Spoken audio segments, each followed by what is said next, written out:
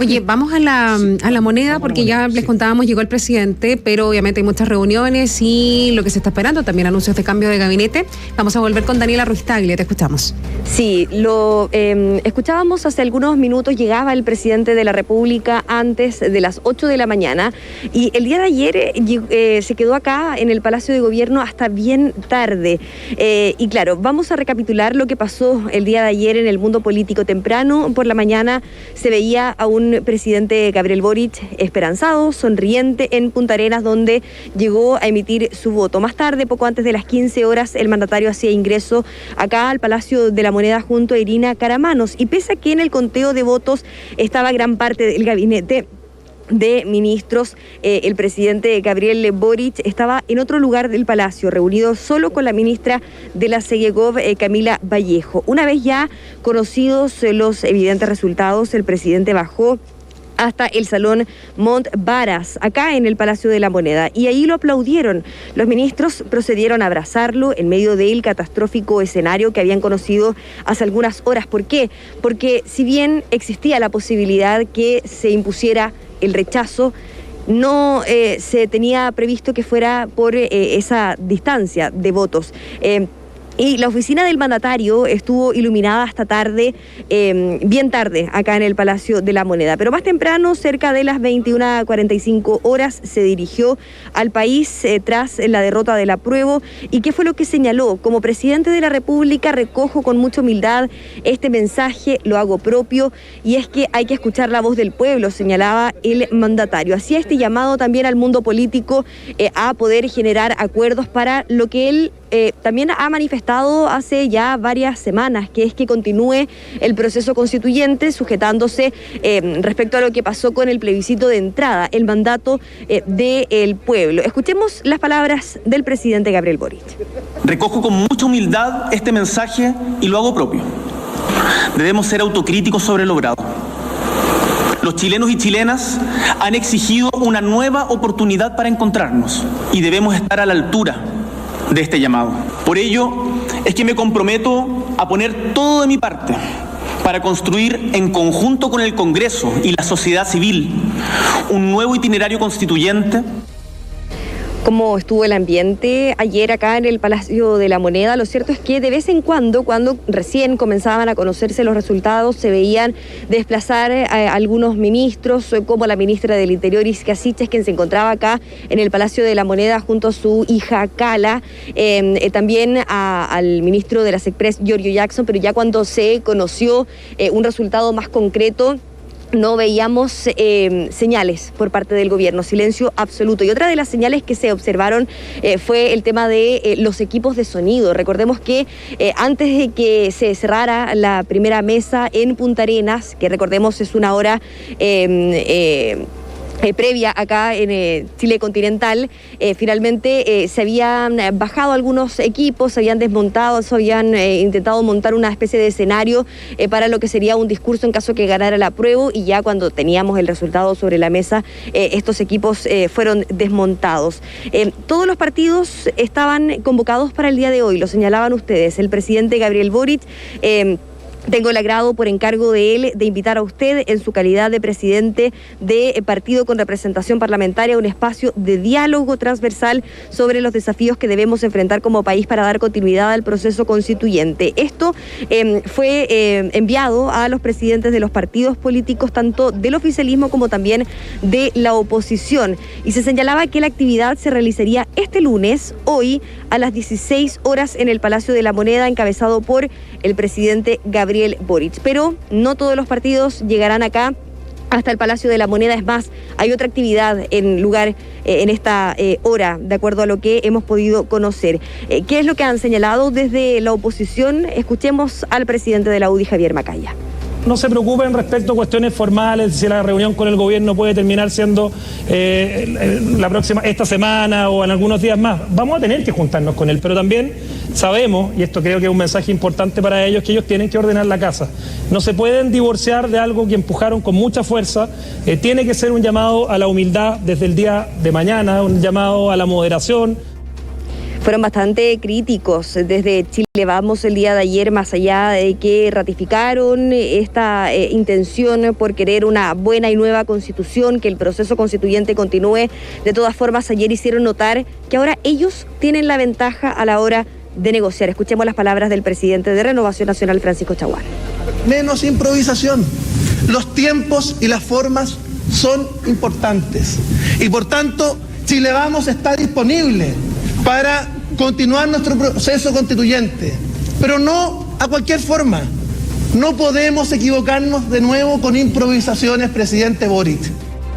Claro, se califica de improvisaciones. Entonces, lo que ocurrió, recordemos que se ha recriminado bastante al gobierno el hecho que ellos hayan manifestado abiertamente estar ligados a una opción. Recordemos que en algún momento se intentó manifestar una especie de distancia con la Convención Constitucional, pero ya finalmente se entregó el Ejecutivo y eso lo vimos, era evidente. ¿Qué es lo que se habló también durante la jornada de ayer y que es bastante relevante, que es este inminente cambio de gabinete? Se hablaba de un eventual cambio de gabinete.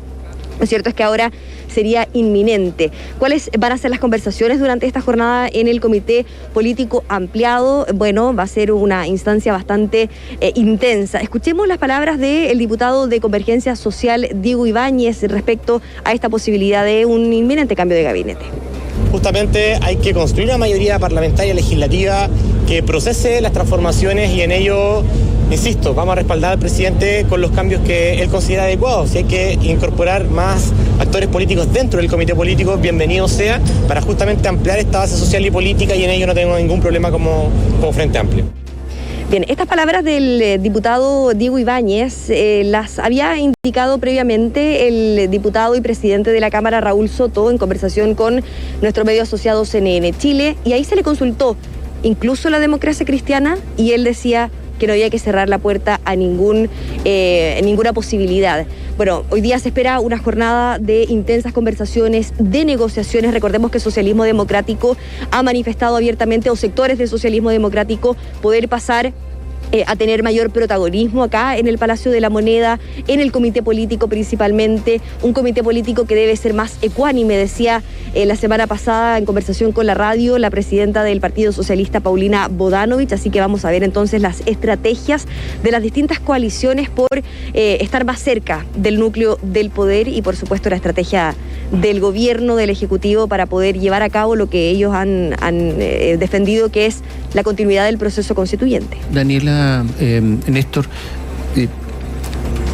hablábamos hace poquito rato del Partido Comunista. Ayer Marcos Barraza, que fue una figura fundamental en la convención y un hombre del aparato del Partido Comunista, dijo, se ha impuesto el rechazo luego de una campaña de miedo con dinero y mentiras.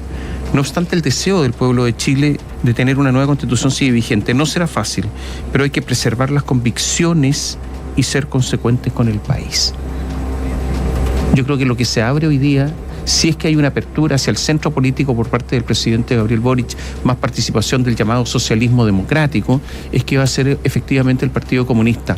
Se van a quedar, algunos dicen, bueno, es que hay muchos cargos y por lo tanto en política los cargos son importantes, pero la posibilidad de que surja un sector de la izquierda más radical que le haga oposición al Partido Comunista de la izquierda radical es muy fuerte. Y lo otro, una pregunta abierta, ¿qué va a pasar con todos los partidos del Frente Amplio frente a un eventual traslado al centro del presidente Boric? O sea, dentro de su propia coalición. Néstor. Sí, yo en base a las conversaciones y a los diálogos, yo creo que el Partido Comunista tiene la dualidad de poder estar con un pie en la calle y otro en la moneda. Eso habría que preguntárselo a Jorge Burgos cuando fue ministro del Interior y las protestas que le hacían en la nueva mayoría. Cuando estaban en la nueva mayoría. Tiene esa dualidad porque es bastante pragmática en eso. Ahora, el Partido Comunista, su mayor fantasma es que aparezca una izquierda más potenciada a ellos y que pierdan, digamos, ese rol que han tenido. Entonces yo creo que hoy día ellos están también en sus propias definiciones, Tomás, internas, para ver cómo se cuadran con el gobierno o si definitivamente toman cierta distancia con las próximas decisiones que tome el presidente. Sobre el Frente Amplio, yo creo que ahí está el octubrismo. El Frente Amplio hay que mirarlo de esta manera. Hay un sector que es el octubrismo, como le llaman, que eran los que salieron con el pañuelo verde y luego el 18 de octubre, y hay otro sector que son los más cercanos a la concertación o hijos de la concertación, llamémoslo así, que no tuvieron oportunidades en la concertación y que finalmente entraron al Frente Amplio porque ahí sí tenían un futuro. Y yo creo que ese grupo está mucho más abierto a llegar a una negociación, por ejemplo, hasta con la democracia cristiana. Digamos, para poder entender. Ayer algunos frente amplistas me decían, el octubrismo terminó. Ahora viene una nueva etapa dentro del Frente Amplio. Ahora, Daniela, dentro de todas estas conversaciones hay nombres que se están manejando. Yo mencionaba recién nombres que nos suenan, son personas conocidas. Exactamente, hay nombres que incluso son parte del gobierno. Por ejemplo, ha sonado bastante el nombre de Miguel Crispi. Él es una figura muy relevante en el Frente Amplio, él es de Revolución Democrática, es de la Subdere, él es el subsecretario de la Subdere. Y claro, se señala que podría ser una carta interesante para asumir algún cargo en el comité político. Se habla de, por ejemplo, de subir otros nombres que, por ejemplo, no tienen mayor protagonismo político en el gabinete. Por ejemplo, Javiera Toro, que ella fue presidenta del Partido Comunes y que ahora es ministra de Bienes Nacionales. Pero por supuesto, acá los ojos están puestos principalmente en socialismo democrático. Ayer podíamos conversar con algunos dirigentes de esta coalición e indicaban que efectivamente es necesario que socialismo democrático, con la experiencia política que tienen, puedan tener mayor protagonismo en la toma de decisiones del gobierno. Aquí se produce algo bien interesante, porque el presidente Gabriel Boric lo ha dicho, no es que uno esté entregando un dato que... No, él lo ha dicho. El presidente Gabriel Boric es una persona que funciona en base a colectivo, asambleísta, de preguntar siempre y no tener él la decisión y autoimponérsela, que eso marca una enorme diferencia al presidente Piñera, que él tomaba la última decisión o partía con la primera decisión y aun cuando hubiesen líneas argumentales sobre la mesa, finalmente él diseñaba lo que él creía. Y por el otro lado tuvimos en estos últimos 16 años a Michelle Bachelet, que siempre gobernó pero con un grupito que eran los más cercanos. Nunca tuvo un segundo piso como Ricardo Lago, que en el caso de Inverlin el segundo piso jugó un rol prioritario, digamos, para salir de una nube oscura donde se había metido ese gobierno. En el caso de la presidenta Bachelet siempre estuvo Rodrigo Peñailillo. Después, en la segunda etapa, cuando se va en el segundo gobierno, Rodrigo Peñailillo, el grupito era encabezado por Ana Liuriarte y Pedro Huel, pero siempre era un grupo. En el caso del presidente Boric es un grupo mucho más amplio. Le gusta que las decisiones siempre sean debatidas y discutidas. Entonces, por eso ahí vuelvo al punto inicial que tú mencionabas, Tomás. ¿Cómo puede hacer un rediseño de un gobierno con quienes él en las próximas horas va a tener que sacar? A ver, mira, yo creo lo siguiente. Para los enormes desafíos que tiene el país, ¿cuáles son estos desafíos? Un gobierno débil. Porque el gobierno de Gabriel Boric siempre fue débil, nunca tuvo mayoría en el Congreso ni de cerca. Un gobierno débil. Tuvo muchos votos en la segunda vuelta, pero la primera vuelta no tuvo muchos votos. En la primera vuelta salió segundo. Este es un gobierno débil. Y este gobierno débil se ha debilitado. Está más débil todavía.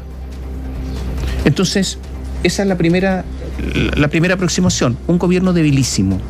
En segundo lugar, un gobierno débil que con su proyecto político se debilitó. El proyecto político del gobierno, no solamente la gestión, sino está débil.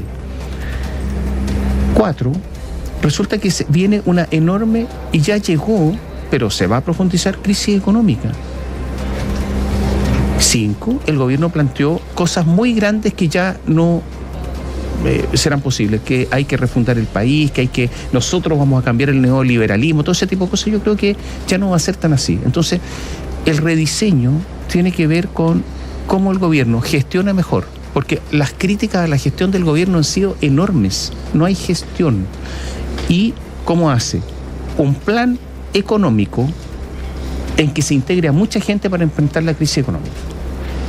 Porque eso es lo que tiene que ser. Y para eso necesita un gobierno, un gabinete muy poderoso, incluso recurriendo a los señores de los últimos 30 años, pero son señores con experiencia y con conocimiento, porque al gobierno le ha faltado, más allá del desprecio por la gente de otra generación anterior, Jackson ha sido una especie de símbolo de eso, hay un desprecio por el conocimiento. En otros gobiernos hay un desprecio por el conocimiento. En la experiencia. En cualquier gobierno normal, Nicolás Grau se habría ido. Le habrían pedido la renuncia inmediata. Este no es un gobierno normal desde ese punto de vista.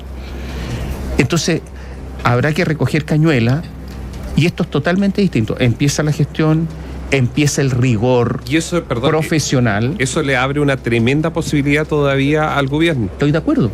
Totalmente. Pero eso significa controlar la inmigración, significa controlar la Araucanía en materia... Terminar con las protestas y ver qué modelo utilizar de carabinero en la función pública para que no hayan saqueos, no anden pegándole a la gente en la calle. Se terminaron los eufemismos de algunos ministros diciendo que hay presos políticos. Sí. Porque, a ver, recordemos todo lo que ha pasado en estos últimos 6 meses con el gobierno, que pasó de todo. O sea, un cambio radical. Atacar de frente al narco en la macrozona sur. Y quienes estén de acuerdo tendrán que seguir, y quienes están en desacuerdo tendrán que irse, porque al final eso va a ser, porque el gobierno, si no, va a seguir una especie de caída libre después de esto. Entonces, todavía le quedan 3 años y medio, eso es mucho el riesgo. Entonces, es una tremenda oportunidad, pero también el riesgo es muy alto. Entonces necesita un gabinete poderosísimo. Posiblemente, en una de esas, si se quiere rigor, es analizar cada ministro uno a uno. ¿Funciona o no funciona? Y con otra visión también. ¿Es que en este puesto puede haber alguien mejor? Así de riguroso. Sí, está más o menos. Sí, está bien. ¿Podría haber alguien mejor? ¿Está disponible alguien mejor? E incorporarlo. Ayer, Daniela, en el Frente Amplio ya se hablaba que algunos no descartaban que 11 carteras pudieran ser las que sufren cambio. Sí, es una posibilidad, no solamente con la renuncia de algunos ministros, sino que quizás una especie de reajuste entre algunas carteras. Pero claro, son varias las carteras que, bueno, el presidente ha dicho desde siempre que siempre está evaluando constantemente a sus ministros, y sabemos, por ejemplo, cuál ha sido la evaluación de algunas carteras más sensibles. Por ejemplo, Interior, SECPRES, que eso ya es evidente. Lo evidente también ayer queda más al descubierto, es que ayer el presidente Gabriel Boric estaba reunido con la vocera de gobierno, Camila Vallejo, aparte del gabinete completo que estaba también observando los resultados. En otro gobierno se podría decir que, no sé, Sebastián Piñera lo hubiese hecho con su ministro del Interior. Pero en este caso no es así, no es la figura que se vivió el día de ayer. Por otro lado, claro, hay carteras que no han tenido una buena evaluación en el mundo político. Estamos hablando de, por ejemplo, minería, salud, por ejemplo, educación, entre otras, que efectivamente corren este riesgo de sufrir cambios en lo que se ha denominado el nuevo ciclo del gobierno. Bueno, yo creo que ahora, Catherine Tomás Néstor, Socialismo Democrático podría sacar cuentas alegres con el triunfo del rechazo dentro del gobierno. Y se habla mucho de Carolina Toá. Sí. Y se ha hablado mucho de Carolina Toá desde hace tiempo. Porque el presidente tiene una... A ver, el presidente ha hablado con ella. De hecho, lo ha reconocido públicamente. Al Ministerio del Interior. Que llegue al Ministerio del Interior. Sí. Pero quienes no son octubristas y que están por una vía institucional del gobierno y generar varias cosas más, no les gusta el nombre porque todavía tiene un juicio de cuenta en la Contraloría General de la República. Y ellos dicen, a nosotros nos podrán acusar de cualquier cosa, y el presidente lo tiene que entender. Pero no de que nos estamos robando, llevando plata o mal administrando plata, que sería el caso de Carolina Toá, porque no es que se haya, ahí en el caso de Carolina Toá es temas netamente administración, mala administración. Ese es el tema de Carolina Toá, para aclarar ese punto. Pero eso dicen en el Frente Amplio, no nos gusta a los que no son octubristas. Claro, pero ¿cuáles son los cuadros profesionales del Frente Amplio? Qué buena pregunta. ¿Dónde están los cuadros profesionales? A ver, si estamos hablando de rigor, de enfrentar una nueva etapa, de eliminar los errores no forzados, rigor. ¿Dónde están los cuadros profesionales? ¿Quiénes son después de todo lo ocurrido?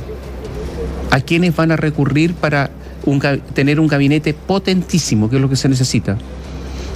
Y eso significa un presidente además abandonando parte del poder, ¿no es cierto? Con ministros muy fuertes, el presidente ya no es tan fuerte.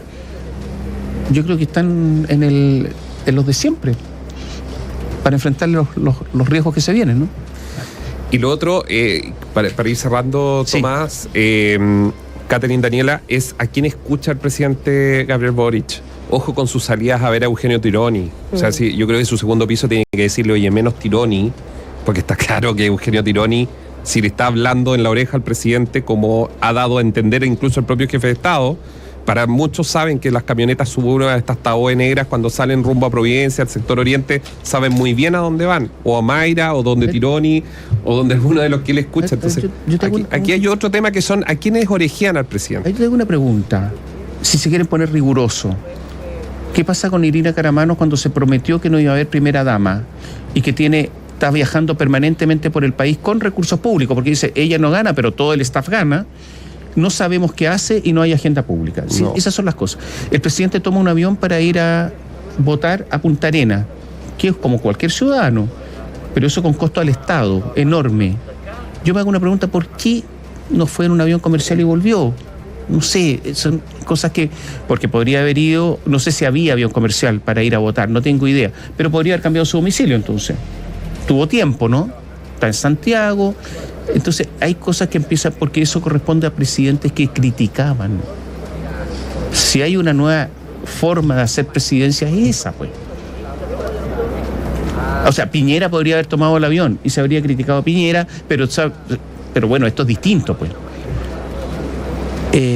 Aviones particulares, un Gulfstream, que, bueno, la hora vuelo es dura. Entonces, a lo mejor austeridad, gestión, nombres, plan económico. Eso, veamos. Ya, Néstor. Va a ser una larga jornada, Daniela. Va a ser una larga jornada, igual que ayer. Ayer hasta tarde veíamos iluminada la oficina del presidente Gabriel Boric, veíamos aparte del equipo del mandatario acá en los patios del Palacio de la Moneda, y también comentar que varios ministros se fueron por abajo para efectivamente no enfrentarse a los medios de comunicación. Solo para finalizar, lo contábamos el día viernes, el presidente tomó la decisión durante los últimos días de él ponerse al teléfono con presidentes de partidos. Lo riesgoso que eso puede llegar a ser, que el propio presidente, claro, salga a la primera línea a negociaciones, porque normalmente a un presidente no se le dice que no. Entendemos que una de las misiones que quería el presidente, y por eso él bajó a hacerlo, era hoy día convocar a todos los partidos al Palacio de la Moneda, y finalmente le dijeron no. Si usted no cambia a los jugadores con los que nos vamos a tener que enfrentar, no podemos ir al Palacio de la Moneda. Por eso es que la presión para un cambio de gabinete es muy, pero muy alta. Gracias, Daniela. Buen día. Buenos días. Gracias, Néstor. Vamos a